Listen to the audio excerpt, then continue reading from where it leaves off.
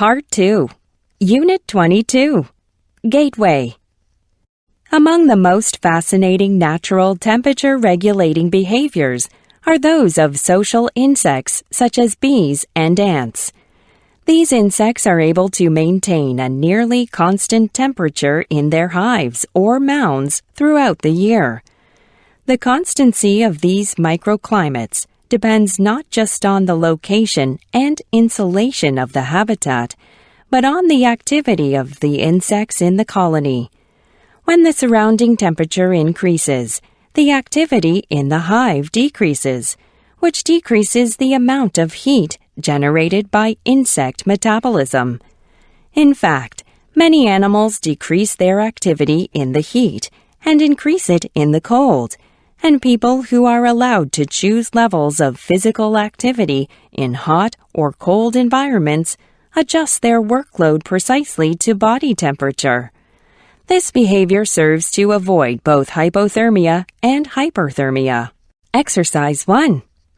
Once mammals reach adulthood, they have a very limited capacity for making new nerve cells. As they age, they lose nerve cells without replacing them. Birds, on the other hand, can generate new nerve cells in adulthood, and this means they can increase the number of nerve cells in the brain when they are needed and decrease them when they are not needed. In Northern Hemisphere species that sing only in spring, the breeding season, the song nuclei are larger and have more nerve cells than during winter when they do not sing. They shrink in size when not needed, and perhaps another area expands to take the place of the song nuclei. This time-sharing of brain capacity means a bird can keep the overall size and weight of its brain to a minimum. Exercise 2.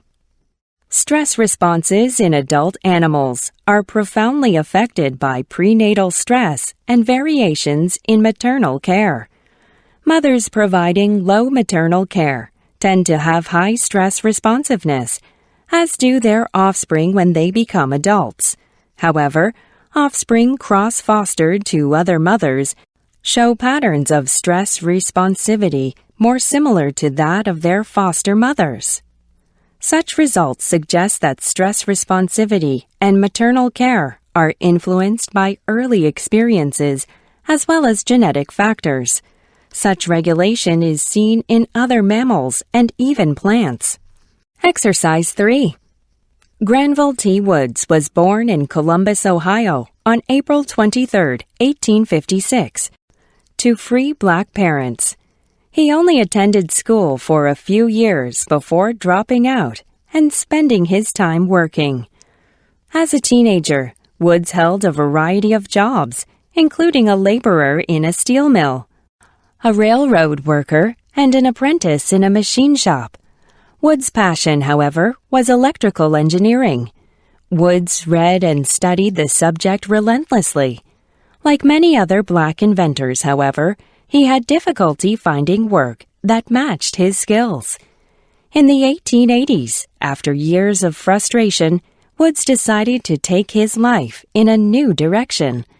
Since he could not find an employer who would give him the work he wanted to do, he went into business for himself instead. Opening a workshop in Cincinnati, he immediately started inventing.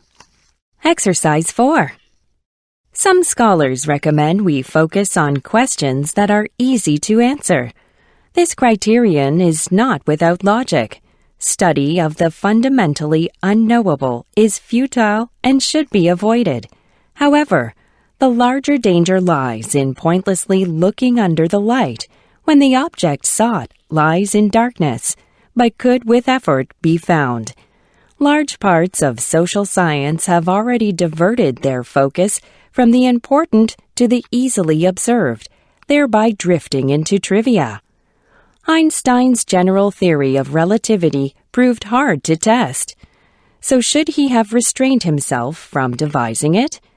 The structure of a scientific program is distorted when researchers shy from the logical next question because its answer will be hard to find. A better solution is to give bonus credit to scholars who take on the hard task of studying the less observable.